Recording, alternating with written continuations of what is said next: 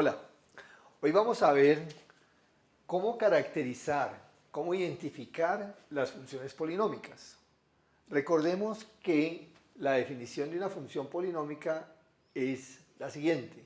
P de x se dice que es una función polinómica si tiene esta estructura, donde los a sub i para i igual a 0, 1, 2, 3, etc. hasta n son números reales y en el caso que a sub n sea diferente de 0, entonces diremos que el grado del polinomio es n. Bueno, veamos las características del gráfico de una función polinómica. El gráfico en cualquier caso siempre es continuo y está definido en todos los números reales. El gráfico es suave. ¿Qué quiere decir esto? Que no tiene picos o puntos angulosos. Siempre es suave, como ondas. Si n es impar, siempre intersecta el eje x. Esta es una característica muy importante. Si n es impar y a la vez a sub n es positivo, es decir, el coeficiente principal es positivo, entonces tenemos la siguiente característica del gráfico, que en el extremo izquierdo y en el extremo derecho ocurre lo siguiente, que el límite cuando x tiende a menos infinito de p de x es menos infinito y el límite de p de x cuando x tiende al infinito también es infinito. Es decir, que lo podemos caracterizar de la siguiente manera. Y aquí hace cualquier cosa. ¿Entendido? En otro caso, si n es impar y el coeficiente principal es negativo, entonces ocurre algo parecido, pero digamos simétrico a esto, es decir, que cuando x tiende a menos infinito se va hacia arriba y cuando x tiende a más infinito al lado derecho, p de x se va a menos infinito y aquí puede hacer cualquier cosa, pero recordemos que siempre va a cortar el gráfico, el eje x, el gráfico va a cortar el eje x.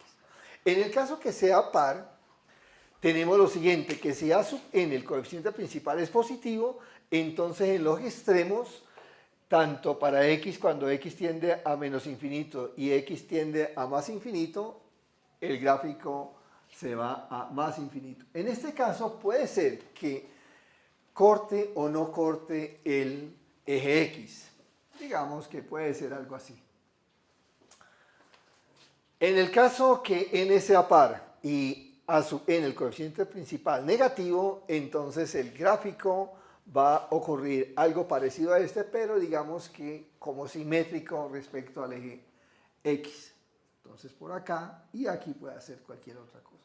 Puede ser que corte el eje x o no. Veamos un ejemplo. Grafiquemos el polinomio menos x al cubo menos x a la 2 más 2x. Bueno, ya sabemos. Aquí en este caso el polinomio tiene grado 3, n es igual a 3 y el coeficiente principal a sub 3 es igual a menos 1, que es negativo y este es impar.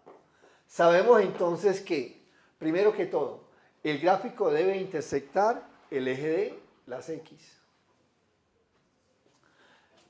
Y además sabemos lo siguiente, que como a sub 3 es negativo, entonces el gráfico debe ocurrir lo siguiente, que en menos infinito el gráfico debe tender a más infinito y cuando x tiende a más infinito el gráfico debe tender a menos infinito. Para ser más precisos podemos factorizar este polinomio. Y entonces en la factorización tenemos lo siguiente. Factoricemos menos x, factor común de x al cuadrado, más x menos 2. Entonces tenemos menos x, factor común de x más menos dos números que multiplicados den 2 y sumados y restados de menos 1, entonces serían 2 y menos 1, por lo tanto, entonces tenemos que los ceros de este polinomio son x igual a 0, x igual a menos 2 y x igual a 1. Y por allí, entonces tenemos que el gráfico debe pasar por, en 0 el polinomio vale 0, en menos 2 también vale 0 porque son los ceros del polinomio y en 1 también vale 0. Y como habíamos dicho, entonces el gráfico debe ocurrirle algo parecido a esto. Veamos otro ejemplo. Supongamos que nos piden hallar la función polinómica p de x y sabemos lo siguiente, que el grado es igual a 4 y este es su gráfico. El gráfico nos da mucha información, nos dice cuáles son los ceros, son 0 y 5, y además dice que pasa por el punto 3 menos 2. Por lo tanto, como los ceros son 0 y 5, el polinomio debe ser factorizado de la siguiente manera, x al cubo por x menos 5. ¿Y por qué no x menos 5 elevado al cubo y x elevado a la 1? Porque este 0 no tiene multiplicidades, mientras que este 0 sí es el que debe de tener multiplicidades. Por lo tanto, entonces tenemos lo siguiente. Tenemos que reemplazando ahora p de 3 igual a menos 2, tenemos lo siguiente. A multiplicado por 27 multiplicado por menos 2 igual a menos 2, simplificando tendríamos lo siguiente. Tendríamos que A es igual a un 27avos. Y con esto entonces podemos deducir que P de X es igual a un 27avos multiplicado por X al cubo multiplicado por X menos 5.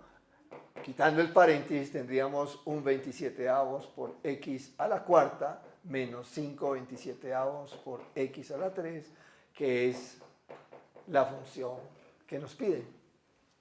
Eso es todo. Muchas gracias.